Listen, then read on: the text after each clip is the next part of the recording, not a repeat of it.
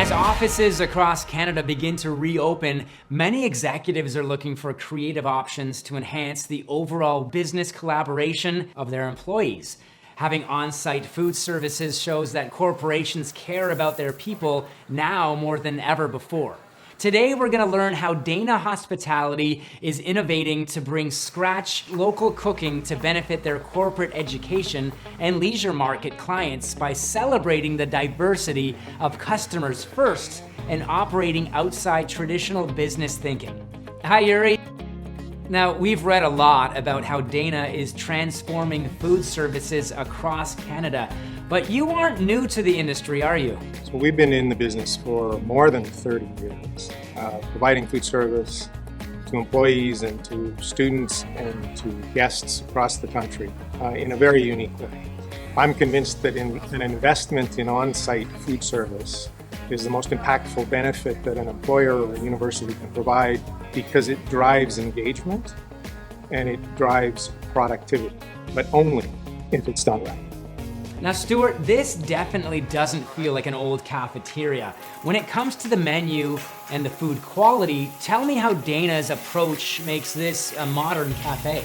Dana Hospitality, we look for passionate chefs that want to create and broaden their horizons. We don't force feed them menus. We want them to be able to cook from scratch, keeping their thumbs on the pulse of what their guests want and providing such. Traditional old school thinking is unfortunately based out of convenience. That really puts a damper on the food service experience that we want to provide to our guests. And the best way to do that is talented chefs creating great food. Donna, how does that affect what shows up on my plate as a guest?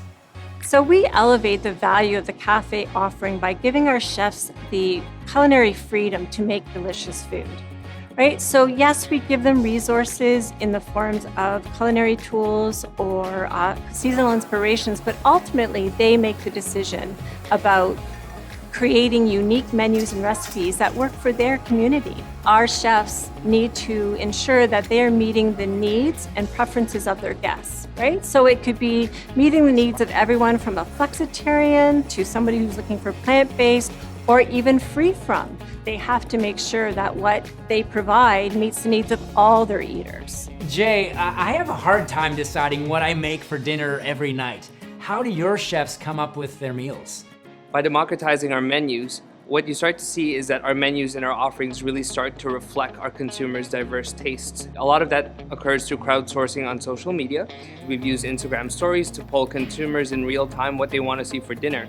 And because of our flexibility, customers vote and then they get it immediately the meal after. And that really starts to show up in higher participation, better engagement, and overall customer value. Creating a tight-knit community requires good food. And here with Dana, we get the opportunity to create great food from scratch. We get the opportunity to connect with our clients and customize the food to their needs.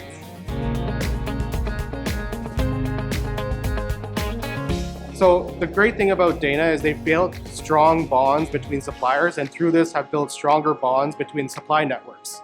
And that gives us the flexibility to work with seasonal ingredients within our kitchen. Whether you're a plant-based or whether you're an animal protein eater, we have a menu that's diverse for everyone.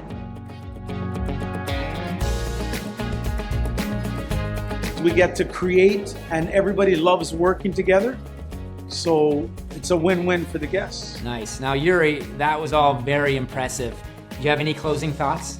We love to help organizations get the brilliant employee engagement that they deserve for the investment that they're making in on-site food services. We'd love you to give us a call, and we'd love to do something special for you. Well, thank you very much for joining us all today, everybody, and sharing the amazing ways Dana is shaking up the traditional food service business model.